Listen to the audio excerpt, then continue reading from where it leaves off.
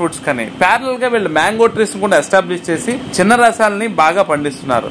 మా ఎంప్లాయీస్ అందరూ కూడా మేము విజిట్ చేసి ఆ ఫామ్ ని చాలా మ్యాంగోస్ కూడా మేము పర్చేస్ చేసాం. ఈ వీడియోలో బ్రీఫ్ గా మేము విజిట్ చేసిన మ్యాంగో తోట ఇన్ఫర్మేషన్ అంతా మీకు షేర్ చేస్తాం. So get in to video.